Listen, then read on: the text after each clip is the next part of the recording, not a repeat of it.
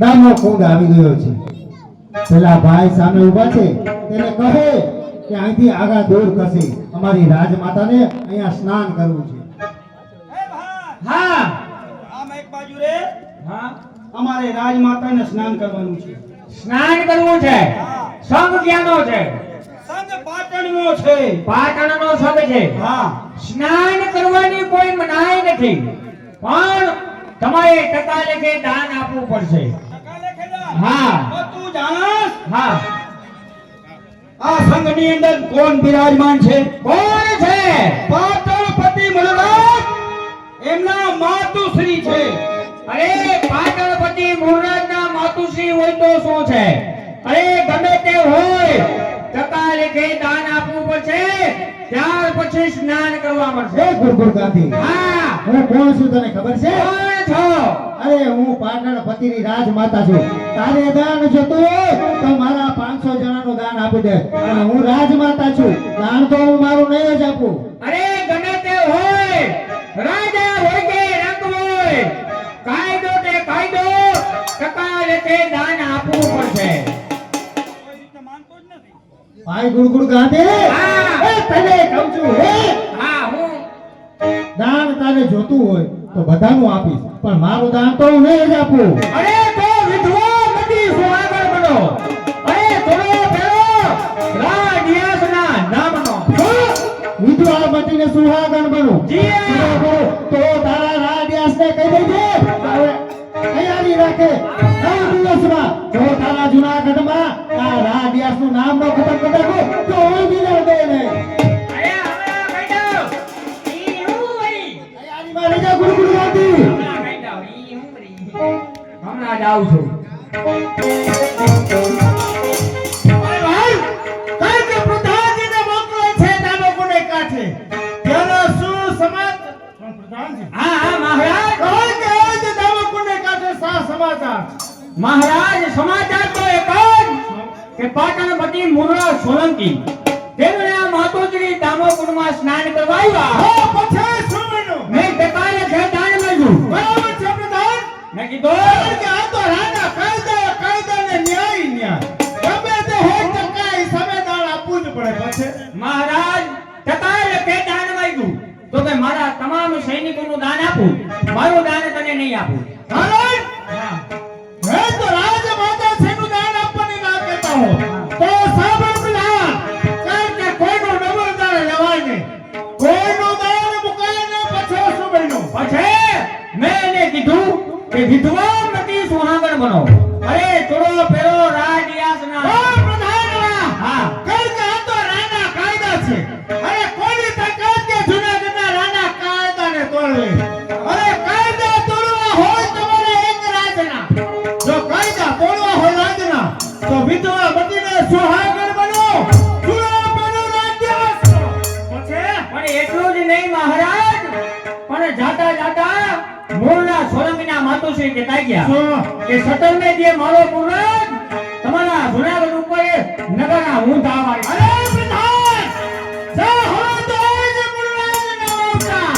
અરે ધોળીની અંદર રમતોડી નાખ. હા. તો ક્યારે આવે છે જોઈ છે. હા. મહારાજ આજ આપણે કસુંબાની જરૂર છે થોડી. માટે ચાલો રાજ કચેરીમાં કસુંબા લઈ અને પછી બિરાજી. હા પ્રધાન, હા સારું થયું પ્રધાન. હા કારણ કે આજે એક તો મગજમાંથી એક ચિંતા. હા કસુંબા લેવાના બાકી રહી ગયા છે. બાકી રહી ગયા તો છે. ચાલ કસુંબાની તૈયારી કર. ચાલો. અરે હમણાં કસુંબા લઈ દો છે મામા સાહેબ. હા પછી જોઈ કે મુરરા શું કરે. હા પ્રધાનજી, મારા માતુશ્રી ગયા છે દામોકુંડે રેવતી કુંડના સ્નાન કરવા. તેના શું સમાચાર છે? સાગરથી આવે છે.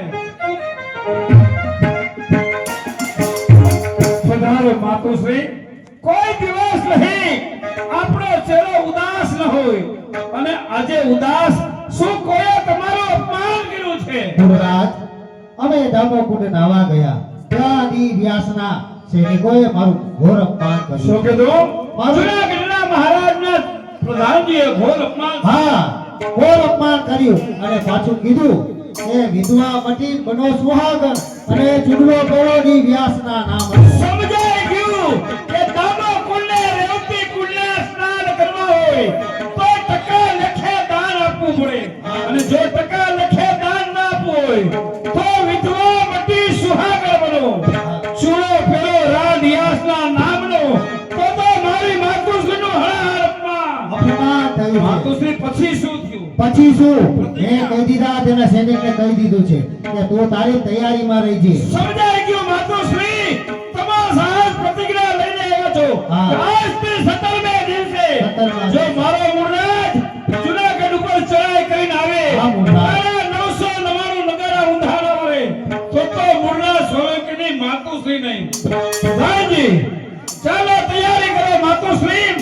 મારી પણ સાહસ પ્રતિજ્ઞા છે કે જ્યાં સુધી આજે જૂનાગઢ ઉપર ચડાઈ કરી જૂનાગઢ સર ન કરું ત્યાં સુધી માથે મસ્તક ઉપર આ પાક ધરવો નહીં. ચાલો જૂનાગઢ ઉપર કરો ચડાઈ.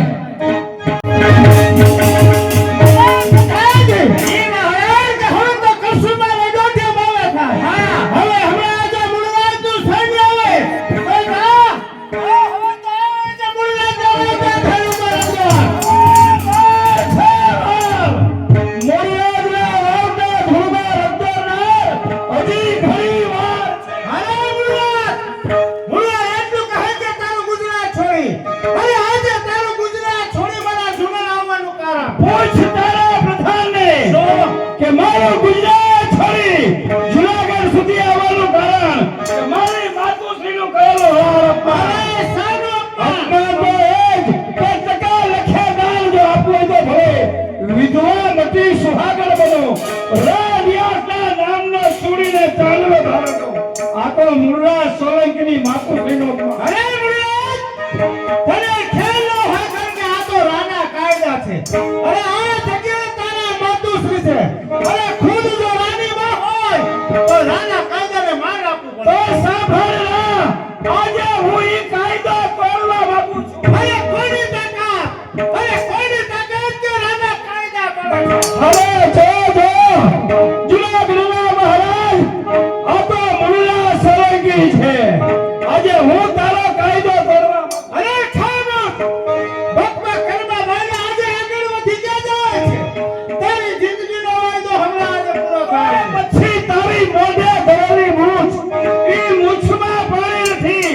હાથમાં ધરી છે સંદેશ હજુ વાપરી જાડી નથી. અરે ખાવું છે કે મોઢે ધરી છે મૂછ? અરે મોઢે ધરી છે મૂછ